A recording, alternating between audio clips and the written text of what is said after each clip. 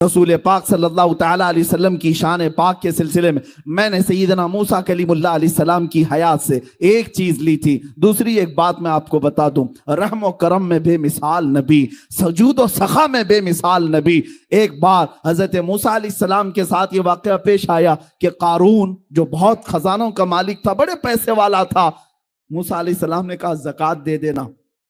زکوٰۃ ان کے زمانے میں ان کی امت پر جو زکوٰۃ فرض تھی وہ 1/4 یعنی 25% دینا پڑتا۔ اب قارون کے خزانے بہت تھے، 70 اونٹوں پر تو صرف خزانوں کی چابیاں رکھی جاتی تھی، اتنا مالدار تھا۔ اس نے کہا میرے لیے رعایت کر دی جائے۔ آپ نے اللہ کی بارگاہ میں سفارش کی اور رعایت یوں کرائی کہ 1000 میں 1 روپے دے دے، اتنی آسانی کر دی گئی۔ اس حساب سے بھی جب اس نے کیلکولیٹ کیا تو کئی خزانے صرف زکوٰۃ میں جا رہے تھے، دینے کا ارادہ نہیں ہوا۔ مال بڑی خطرناک چیز ہے، کبھی کسی کے ہاں آ جائے تو کبھی دین اور ایمان بھی لے جاتی ہے، اخلاق و کردار بھی لے جاتی ہے۔ لیکن دعا یہ کرنا مال آئے تو عثمان غنی کا مال آئے، ابو بکر صدیق کا مال آئے، پھر کروڑ پتی بھی بنو، کچھ فرق نہیں پڑتا۔ ہاں، اللہ اور رسول سے غافل کرنے والا مال نہیں آنا چاہیے۔ حضرت موسیٰ علیہ السلام کے ساتھ اس نے کیا کیا؟ قارون نے ایک عورت کو پیسہ دے کر کے زنا کا الزام لگانے کے لیے محفل میں حاضر کیا اور کہا کہ جب میں اشارہ کروں تو کہہ دینا میرے پیٹ میں موسیٰ کا بچہ پل رہا ہے۔ نبی پاک پر توہین، الزام، بہتان۔ عورت بارگاہ میں حاضر ہوئی، سب مجمع میں قارون کھڑا ہوا اور پوچھا زنا کی کیا سزا ہے؟ میرے موسیٰ علیہ السلام نے یوں کہا کہ اس کو پتھر مار کر کے ہلاک کر دیا جائے گا۔ اس نے کہا اگر آپ کریں تو معاذ اللہ۔ موسیٰ علیہ السلام جلال میں آ گئے، اللہ کے نبی، کوئی چھوٹا عیب بھی نبیوں پر نہیں آ سکتا، زنا بہت دور کی چیز ہے۔ اس نے اشارہ کیا عورت کو کہ کھڑی ہو جا، بتا تیرے پیٹ میں کس کا بچہ ہے۔ وہ کھڑی تو ہوئی لیکن بول نہ سکی، تھر تھر کانپتی رہی، اور اس کے بعد کہا مجھے قارون نے پیسے دیے ہیں موسیٰ علیہ السلام پر الزام لگانے کے لیے۔ جب یہ بات سنی موسیٰ علیہ السلام کو اتنا جلال آیا، آپ نے زمین کو حکم دیا اے زمین پھٹ جا اور اسے نگل جا۔ زمین پھٹ گئی، قارون زمین کے اندر دھنستا رہا، دھیرے دھیرے اس کے پیر گھس گئے، کمر تک آ گئی۔ اس وقت اس نے کہا موسیٰ تم مجھے زمین میں دھسا کر میرے خزانوں پر قبضہ کرنا چاہتے ہو؟ موسیٰ علیہ السلام نے رکوا دیا، پھر حکم دیا اے زمین اس کے سارے خزانوں کو نگل جا۔ زمین پھٹ گئی، سارے خزانے تہس نہس ہو گئے۔ آج مصر کی سرزمین پر فیوم ایک جگہ ہے، وہاں پر بحیرہ قارون ایک جگہ ہے جہاں پر یہ سارے خزانے دھسا دیے گئے۔ اب وہاں ریت کے علاوہ کچھ نہیں ملتا، ریت ہے یا پانی۔ اب قارون کو موسیٰ علیہ السلام نے دھسانے کا حکم دیا، زمین نگلتی چلی گئی، نگلتی گردن تک آنے پر اس نے پکارا اے موسیٰ معاف کر دو، اے موسیٰ معاف کر دو۔ موسیٰ علیہ الصلوۃ والتسلیم اس کی طرف توجہ بھی نہیں فرمائی، کیونکہ اس نے زنا کی تہمت لگائی، اور تھوڑی دیر میں وہ زمین میں دھس گیا اور ختم ہو گیا۔ ایک واقعہ اپنے ذہن میں یہ رکھو، موسیٰ علیہ السلام اللہ کے نبی ہیں اور ان پر تہمت لگایا اور اس نے انجام دیکھ لیا۔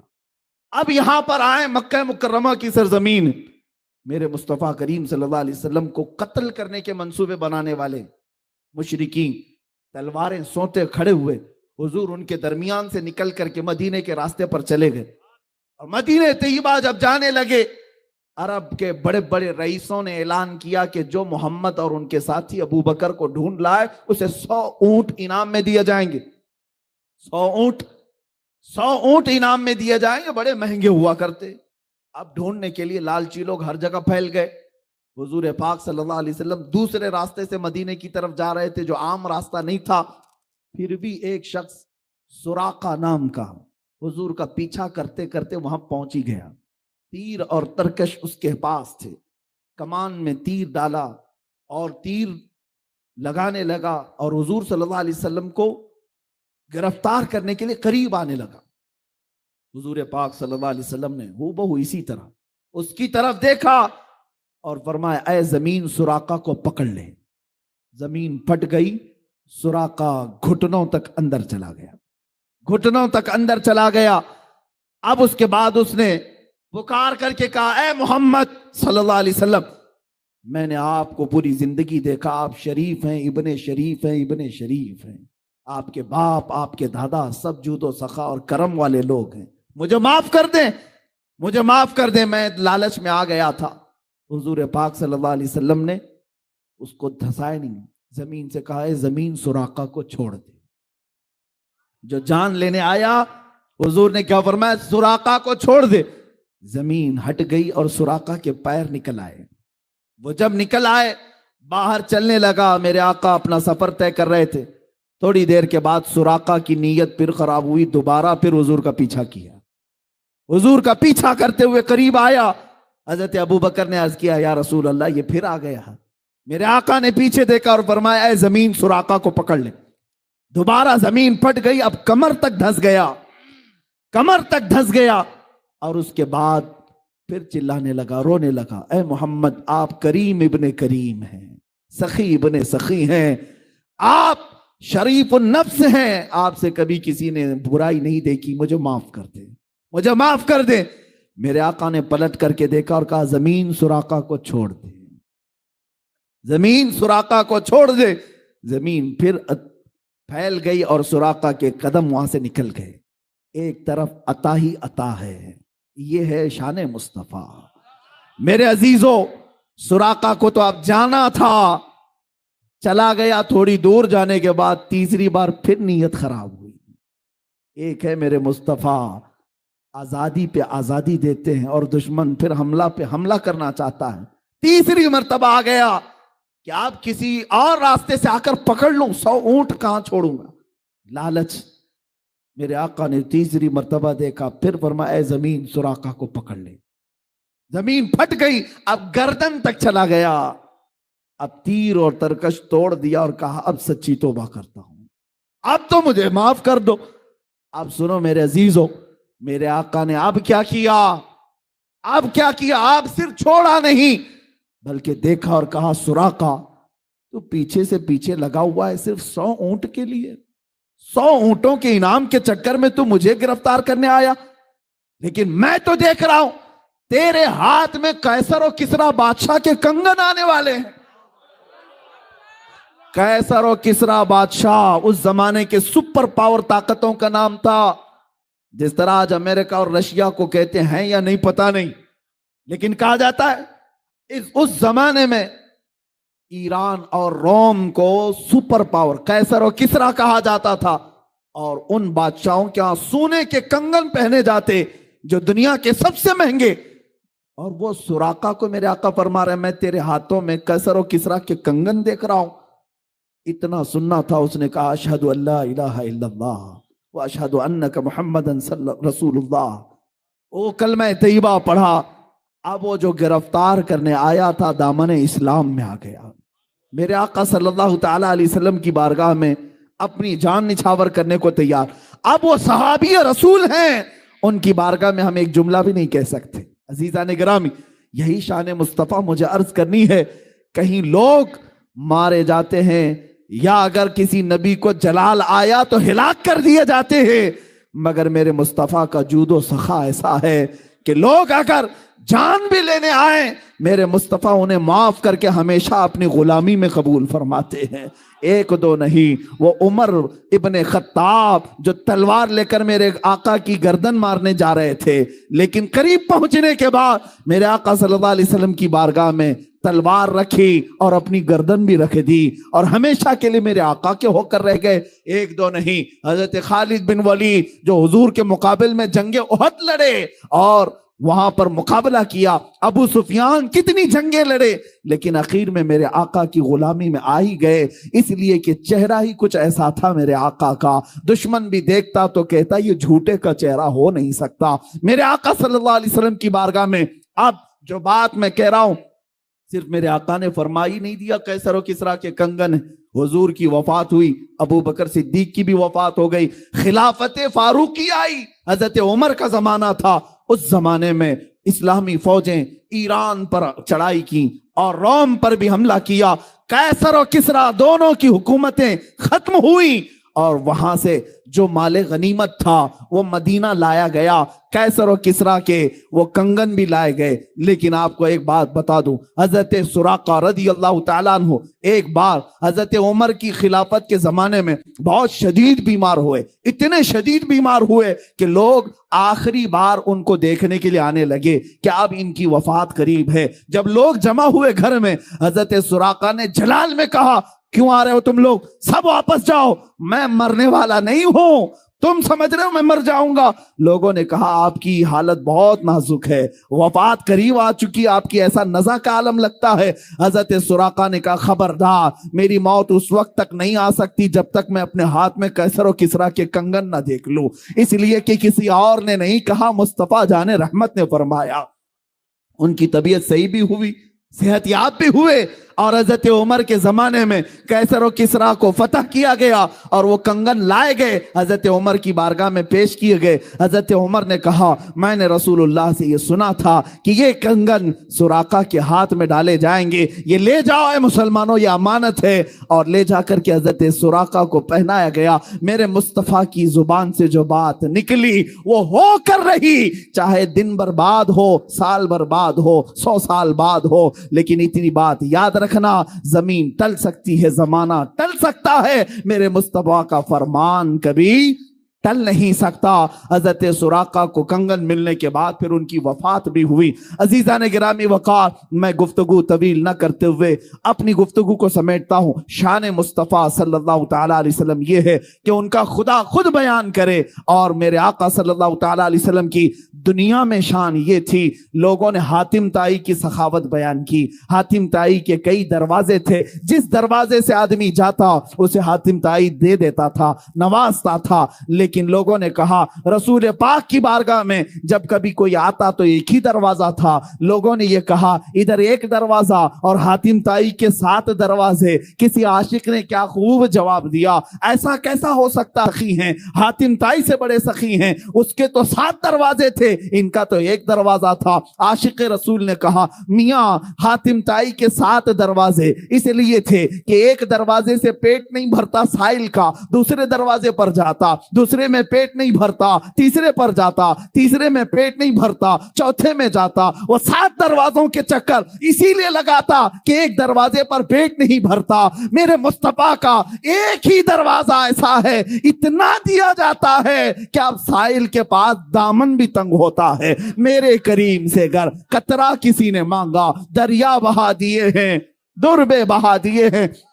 اس میں ایک بات میں عرض کر دوں، بڑی لگتی ہوئی بات ہے، میلاد قریب آ رہا ہے، ہم سب کے لیے علاج بھی ہے، دوا بھی ہے۔ میں تقریباً ہر میلاد میں اس حکایت کو بیان کرتا ہوں، سعادت الدارین میں موجود یہ حکایت ایمان افروز ہے۔ ایک غریب آدمی، مفلس آدمی، قرض میں ڈوبا ہوا، پریشان حال، کئی لوگوں کے قرضے لیا ہوا آدمی تھا، اور اس کے جو قرض دار تھے انہوں نے پیسے مانگے، جب وہ دے نہیں سکا تو قاضی اسلام جو اس وقت تھے ان کے پاس مقدمہ کر دیا کہ یہ ہمارے پیسے لیتا ہے، کھا جاتا ہے، دیتا نہیں۔ قاضی نے بلایا اور کہا کیوں نہیں دیتا؟ کہا غریب آدمی ہوں، پیسے نہیں ہیں۔ کہا یہ بہانہ نہیں چلے گا، ان لوگوں کے جو تو نے قرضے لیے، قرض میں ڈوبے ہوئے لوگ جو آتم ہتیا کرتے ہیں، خودکشی کرتے ہیں، سن لو، بزدل نہ بنو، جان تمہاری بڑی قیمتی ہے۔ قرض میں اگر آج ڈوبے ہو، میاں اندھیرا آنے کے بعد اجالا بھی رب ذوالجلال ہی لاتا ہے۔ زندگی میں اگر اندھیرا آیا تو ڈرنا نہیں، کل کی صبح ہونے والی ہے، سورج تو نکلے گا۔ اب وہ قرضدار کو قاضی نے کہا 3 دن کا ٹائم دیتا ہوں، اگر ان کا قرضہ دے دیا تو ٹھیک ہے، ورنہ تجھے جیل میں ڈال دوں گا، جیل میں بھیج دوں گا۔ چھوٹے چھوٹے بچے تھے، بیوی تھی، روتا ہوا باہر نکلا، ایک بزرگ سے ملاقات ہوئی، پوچھا کیا بات؟ بتایا ایسا ایسا معاملہ ہے، قرض میں پریشان ہوں۔ اس بزرگ نے کہا کوئی بات نہیں، دنیا میں تجھے اگر تکلیف ہوئی ہے تو ایک کام کر، رات کو جا، نماز عشاء کے بعد کسی ایک اندھیری کوٹھری میں بیٹھ کر کثرت سے میرے آقا پر درود بھیج، حضور کو یاد کر، اور اپنے غم کی داستان حضور کو ہی سنا۔ ان کا دربار آج بھی کھلا ہے۔ اس نے اس بات میں ہمت محسوس کی اور گھر آیا، رات کا وقت جیسی ہوا، نماز عشاء کے بعد کمرہ بند کر کے ایک اندھیری کوٹھری میں رونے لگ گیا۔ اور جب کسی پر غم آ جاتا ہے تو بے اختیار آنسو بھی نکلتے، درد اس طرح کا تھا کہ کوئی چیز اس کے پاس نہیں تھی، بیوی بچوں کو پالے کیسے اور قرضہ ادا کیسے کرے۔ روتا روتا درود تو پڑھتا رہا، اور جب کافی رات ہو گئی، آنکھ لگ گئی، وہیں گر گیا، بستر پر لمبا ہو گیا۔ اور میرے عزیزو، یہی وہ رات تھی جب خواب میں تاجدار مدینہ تشریف لائے، میرے آقا صلی اللہ علیہ وسلم تشریف لائے۔ اللہ اللہ، وہ آفتاب رسالت، چمکتا ہوا چہرہ، گلاب کی پنکھڑیوں والے لب، جب میرے آقا تشریف لائے یہ کھل گیا، اور خواب میں ہی میرے آقا کے قدموں میں گرا۔ میرے آقا صلی اللہ علیہ وسلم نے کیا فرمایا؟ اے میرے غلام، کیا تو نے مجھے یاد کیا؟ کیا تو نے مجھے پکارا؟ ایک بات ہم نے بزرگوں سے سنا ہے، محمد کو ہم غم گساروں میں ڈھونڈو، محمد کو ہم بے قراروں میں ڈھونڈو۔ رسول پاک صلی اللہ تعالی علیہ وسلم جب کسی کا دل ٹوٹ جائے اس کے ہاں تشریف لاتے ہیں۔ اب اس غریب نے رونا شروع کیا، آقا میرے حال سب آپ پر آیا ہیں، آپ جانتے ہیں میں مفلس آدمی، غریب آدمی، تنگ دست آدمی۔ یہ حضور کی وفات کے 400 سال بعد کا واقعہ ہے، حضور کی وفات کے 400 سال بعد کا واقعہ۔ رونے لگا، کہا کہ میں قرض سے پریشان ہوں، قاضی نے مجھے کورٹ میں بلا کر کے کہا 3 دن میں اگر قرضہ نہیں دے گا تو جیل میں ڈال دوں گا، میرے بچوں کا کیا ہوگا، میری بیوی کا کیا ہوگا۔ رسول پاک صلی اللہ تعالی علیہ وسلم صاحب عطا ہیں، وہ کسی کو مایوس نہیں کرتے۔ ارشاد فرمایا، ایک کام کر، کل صبح اٹھنے کے بعد شہر میں چلے جانا، شہر میں بادشاہ کا ایک وزیر ہے، اس کا فلاں نام ہے، وہ میرا بڑا عاشق ہے، میرا بڑا عاشق ہے، اس کے پاس جا کر کے کہہ دینا کہ تجھے رسول اللہ نے بھیجا، اور جتنے مال کی ضرورت ہے اس سے لے لینا۔ خواب میں میرے آقا نے فرمایا۔ اب اس غریب نے، اس مفلس آدمی نے یہ پوچھا، یا رسول اللہ، بادشاہ کے وزیر کا دربار بڑا، لوگ بڑے آتے ہیں، اگر میں جاؤں، پہلی تو میری کوئی حیثیت نہیں، میں غریب فقیر آدمی، اور کہہ دوں کہ رسول اللہ نے بھیجا، وہ اگر پوچھے گا ثبوت تو میں کیا ثبوت دوں، کوئی پروف، کیا میں پروف دوں؟ سنیے میرے عزیزو، اللہ کے نبی نے فرمایا، اگر وہ تجھ سے سوال کر لے تو اتنا کہہ دینا، اس کے اور میرے بیچ میں ایک راز کی بات ہے جو کوئی نہیں جانتا۔ حضور نے راز کی بات بیان کی، جو وزیر ہے اس کا ایک راز ہے جو میں تجھے بتاتا ہوں، اس نے آج تک اپنی بیوی کو نہیں بتایا۔ وہ روزانہ رات کو سونے کے بعد سورج نکلنے سے پہلے پہلے تک 1000 بار مجھ پر درود بھیجتا ہے، ہر رات کو چھپ کر کے 1000 بار درود بھیجتا ہے۔ لیکن اس کے پاس جانا تو یہ کہنا کہ اے وزیر، کل کی رات تو نے درود پڑھنا بھول گیا اور سو گیا غفلت میں، کل کی رات تو نے درود نہیں پڑھا، جا کر کے اتنی بات کہہ کے میرے آقا نے فرمایا، اب یہ غریب آدمی وزیر کے دربار میں آیا، اور آنے کے بعد کہا کہ میں آپ سے اپنی حاجت لے کر کے آیا ہوں، مجھے رسول اللہ نے بھیجا ہے۔ وزیر نے کہا کہ میاں آج لوگ بڑی بات کرنے لگ گئے، مانگنا بھی ہے تو صحیح سے نہیں مانگتے، ایسی بات کرتے ہیں، حضور نے بھیجا، کیسے تو کہتا ہے؟ اس فقیر نے کہا، بڑے اس کو یقین تھا، اس نے کہا ہاں مجھے نبی اکرم صلی اللہ علیہ وسلم نے یہ بھی بتایا، روزانہ سورج نکلنے سے پہلے پہلے تو 1000 بار درود پڑھتا ہے، اور کل کی رات بھول گیا اور غفلت میں سو گیا۔ اتنا سنتے ہی وہ اپنی کرسی سے اچھل آیا اور کہا، یہ بات میں نے اپنی بیوی کو تک نہیں بتائی، کسی کو نہیں معلوم، اور اگر تو جانتا ہے تو آج تو میں کامیاب ہو گیا، آج تو میں کامیاب ہو گیا۔ اب مجھے یقین ہوا کہ میرا درود حضور تک پہنچ بھی رہا تھا، میرے آقا سن بھی رہے تھے۔ اے آنے والے، بتا تجھے کیا چاہیے؟ اس نے کہا میری یہ حاجت ہے۔ اس وزیر نے کہا ایک دو نہیں، میرا پورا خزانہ تیرے لیے ہے، آج تو نے جو بشارت لائی ہے، آج جو خوشخبری لائی ہے، وہ میری زندگی کی معراج ہے، جس مصطفیٰ کے لیے میں رات رات بھر بیٹھ کر کے درود پڑھتا تھا، ایک غریب نے میرے مصطفیٰ کی بشارت میرے گھر تک لائی ہے۔ عزیزان گرامی وقار، وہ خوش ہو کر بہت سارے مال سے اسے نوازا۔ سنو، ابھی واقعہ ختم نہیں ہوا، اصل بات تو یہاں شروع ہوتی ہے۔ اب وہ لے کر کے آیا، 2 دن بھی نہیں گزرے تھے، قاضی اسلام کے پاس آیا اور قاضی صاحب سے کہا ان قرضداروں کو بلاؤ جو مجھے بار بار قرض کا تقاضا کرتے ہیں، مال کا تقاضا کرتے ہیں۔ انہیں بلایا گیا۔ قاضی اسلام عدالت کی کرسی پر بیٹھے اور اس کے بعد اس مفلس اور غریب نے کہا آج جس کا جتنا قرض ہے سب دینے کو تیار ہوں، مال بھی میرے پاس ہے، پیسہ میرے پاس ہے، سب دے دوں گا۔ قاضی نے اس کی بات دیکھی اور سنی تو کہا بیٹھ جا کرسی پر تھوڑی دیر کے لیے۔ تھوڑی دیر بٹھانے کے بعد اب قاضی جو مقدمے میں شروع میں 3 دن پہلے جیل کی دھمکی دیا تھا، اب کہتا ہے اے مفلس غریب آدمی، آج کی عدالت میں فیصلہ بدل گیا ہے، تیرا قرض میں اپنی جیب سے ادا کروں گا، تیرا قرض میں اپنی جیب سے ادا کروں گا۔ وہ کھڑا ہو گیا، پوچھا 3 دن پہلے تو تم مجھے جیل میں ڈالنے کی دھمکی دے رہے تھے اور آج اپنا قرضہ، میرا قرضہ تم اپنی جیب سے دینا چاہتے ہو؟ یہی بات 3 دن پہلے بھی کر سکتے تھے۔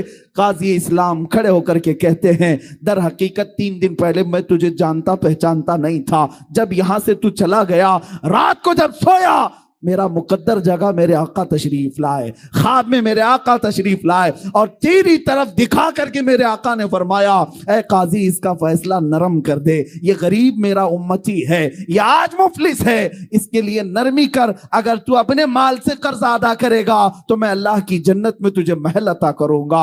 اے غریب، اے مفلس، میں یہ سودا تیرے ہاتھ نہیں بیچنا چاہتا، میں تیرا قرض خود اپنے ہاتھوں سے ادا کروں گا۔ اب قاضی اسلام بتاؤ کسی کورٹ کا جج کھڑا ہو کر کے کسی مجرم کی طرف سے صفائی دے رہا ہو اور اپنا قرضہ بھی دے رہا ہو، ایسا سننے کو نہیں ملتا۔ جب قاضی اصرار کرنے لگا اور یہ مفلس آدمی غریب آدمی خود دینے پر اصرار کرتا رہا، یہ دونوں کی تکرار چلتی رہی اور جو مجمع میں قرض دار بیٹھے ہوئے تھے سب اپنی کرسیوں سے کھڑے ہو گئے، کہا قاضی صاحب آپ بھی رہنے دیں، یہ بھی رہنے دیں، ہم نے اپنا قرضہ معاف کر دیا اور اب بھی اس کو اگر ضرورت ہے تو ہم زندگی بھر اس کو قرض دیتے رہیں گے، ہمیں معلوم نہیں تھا کہ میرے مصطفیٰ کی بارگاہ میں اس کا یہ مقام ہے۔ عزیزان گرامی، وہ عدالت کے اس جلسے سے نکلا شاداں و فرحاں ہو کر کے، خوشحال ہو کر کے، اسی واقعے کی طرف میں اشارہ کرتے ہوئے عرض کرتا ہوں، وہی تو دربار ہے، وہی تاجدار مدینہ ہے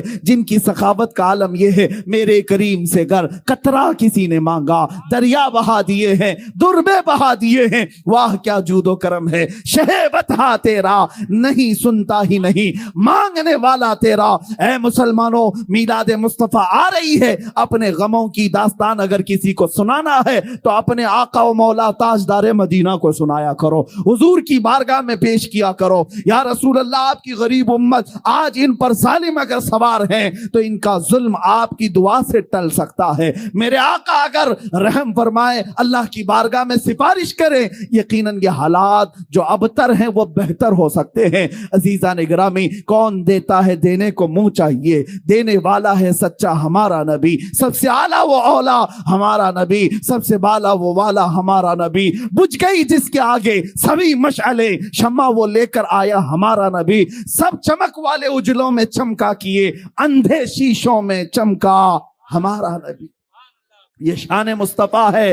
عزیزان گرامی وقار، یہ کائنات میں مسلمانوں کے لیے آج بھی وہ دروازہ کھلا ہے، ہم کیوں در بدر کی ٹھوکریں کھائیں، ادھر ادھر جائیں اور اپنے غموں کی داستان کبھی اس کو سنایا کبھی اس مالدار کو سنایا اور ذلیل و خوار ہو کر کے نکلتے رہے۔ ایک دربار میرے آقا کا ایسا ہے جہاں چور بھی چھپتا ہے، میرے آقا اس پر دامن رحمت ڈال دیتے ہیں۔ ڈھونڈا ہی کرے صدر قیامت کے سپاہی، وہ کس کو ملے جو تیرے دامن میں چھپا ہو، آتا ہے فقیروں پہ انہیں پیار کچھ ایسا، خود بھیک دیں اور خود کہیں منگتے کا بھلا ہو۔ عزیزان گرامی وقار، رسول پاک صلی اللہ تعالیٰ علیہ وسلم کی یہ شان پاک کبھی ختم نہیں ہوگی، بیان نامکمل ہی رہے گا، اس لیے کہ جن سب کے قلم ٹوٹ گئے اور یہاں پر صفحے اس کے صفحے سیاہ ہو گئے مگر شان رسالت بیان نہ ہو سکی۔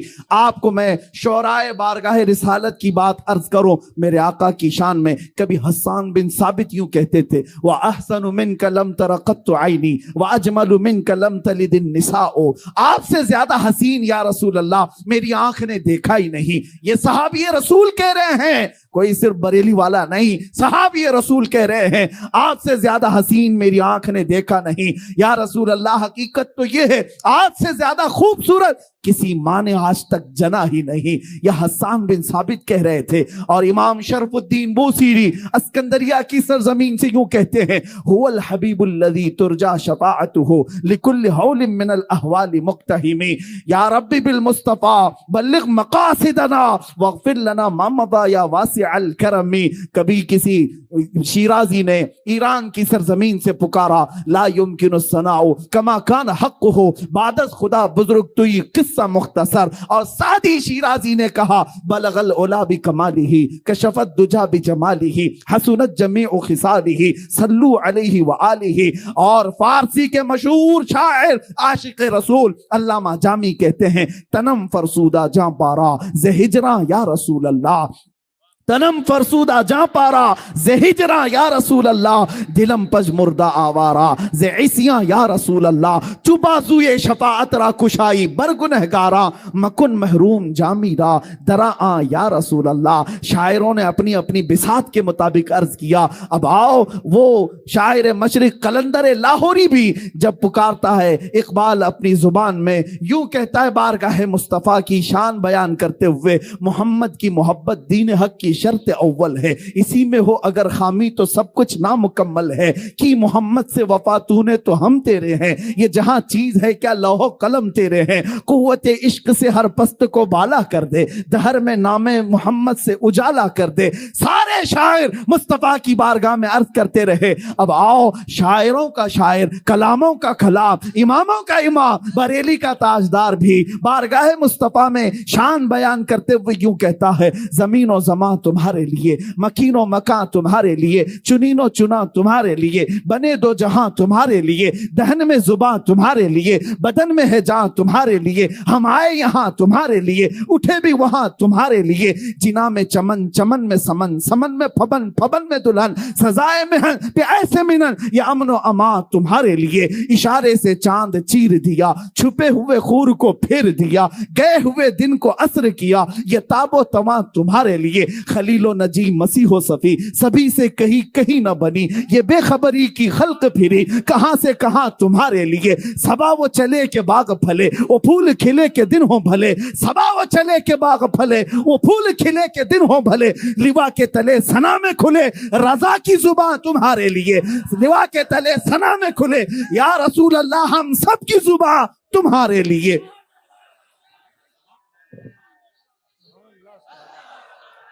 بارگاہ مصطفیٰ صلی اللہ تعالیٰ علیہ وسلم میں اتنی ہی بات نہیں، شان مصطفیٰ بیان کرتے ہوئے عاشق رسول کہتا ہے دنیا والے جو بھونکتے ہیں بھونکنے دو، میرے مصطفیٰ کی شان نہ کبھی کم ہوئی نہ کبھی کم ہوگی. کوئی کتا خارش زدہ اگر میرے مصطفیٰ کی شان میں بھونکتا ہے ان قریب وہ کھجلی اسے لے کر کے مرے گی. تو گھٹائے سے کسی کے نہ گھٹا ہے نہ گھٹے گا یا رسول اللہ. جب بڑھائے تجھے اللہ تعالیٰ تیرا، مٹ گئے مٹتے ہیں آدھا تیرے، نہ مٹا ہے نہ مٹے گا کبھی چرچا تیرا یا رسول اللہ. رہے گا یوں ہی ان کا چرچا رہے گا، پڑے خاک ہو جائیں جل جانے والے یا رسول اللہ. اگر کوئی کہتا ہے خبیث النفس مردود زمانہ پاکھنڈی وقت میرے مصطفیٰ کی شان میں اپنی دریدہ ذہنی کہتا ہے تو اس کے کہنے سے میرے مصطفیٰ کی شان میں ایک نقطہ بھی عیب کا نہیں آ سکتا. ہمارا تو عقیدہ یہ ہے یا رسول اللہ سرور کہوں کہ مالک و مولا کہوں تجھے،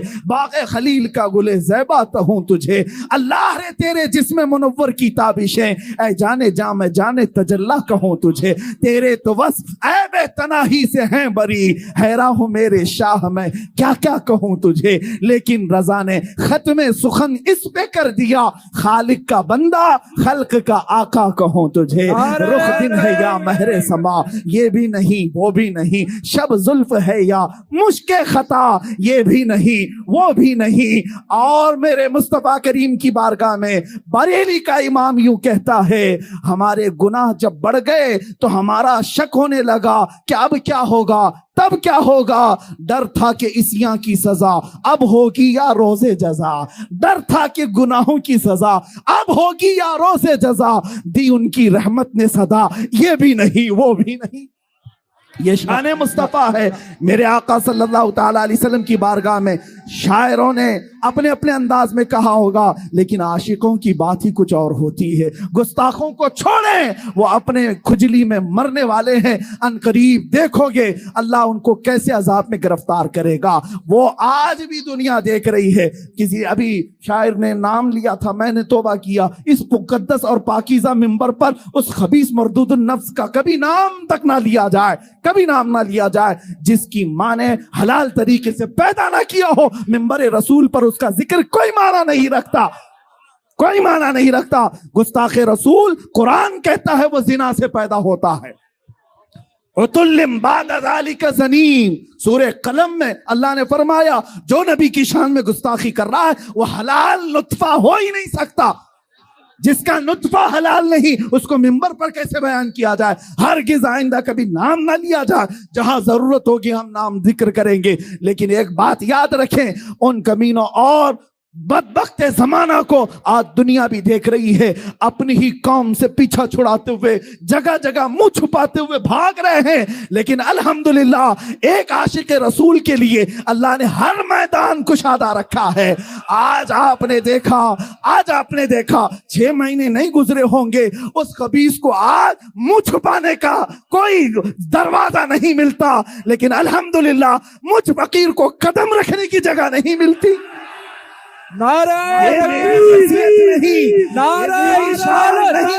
یہ میرا مقام نہیں، بات صرف اتنی ہے جو میرے نبی کی شان بیان کرے گا، مصطفیٰ کا نام لے گا، مولا اسے چاند سے زیادہ بلند بھی کرے گا۔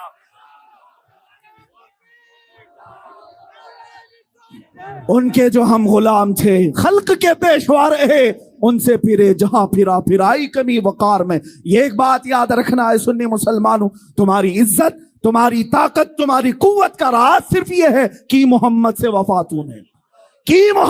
وفاتوں نے تو ہم تیرے مولا فرماتا ہے، اس کی ترجمانی یہ اقبال کہتا ہے، یہ جہاں چیز ہے کیا لوح و قلم تیرے ہے۔ تم کون سے تخت کی بات کرتے ہو؟ تمہیں بھیک مانگنے کی بھی ضرورت نہیں آئے گی، کسی الیکشن میں ووٹ مانگنے کی بھی ضرورت نہیں پیش آئے گی۔ آپ نے دیکھا ایک عطائے رسول مدینے سے چل کر کے اجمیر کی دھرتی پر آیا، عاشق رسول ہی تو تھا، عاشق رسول، عطائے رسول، آل رسول آیا، کسی سے الیکشن میں ووٹ نہیں مانگا۔ 800 سال ہو گئے، کرسی ابھی بھی قائم ہے، آج بھی حکومت قائم ہے۔ یہ حکومت یہ اس طرح سے ظلم سے حاصل کی ہوئی نہیں ہوتی، یہ اللہ رب العزت کی طرف سے وفاداری رسول میں دی جاتی ہے۔ ایک بات یاد رکھنا، میرا یہ جملہ سن کر کے جائیں، بعض لوگ یہ کہتے ہیں مارے جاؤ گے مولانا، بہت سخت بولتے ہو، مارے جائیں گے، کاٹے جائیں گے، پکڑے جائیں گے، جیل میں بند کر دیے جائیں گے، سب کر لو۔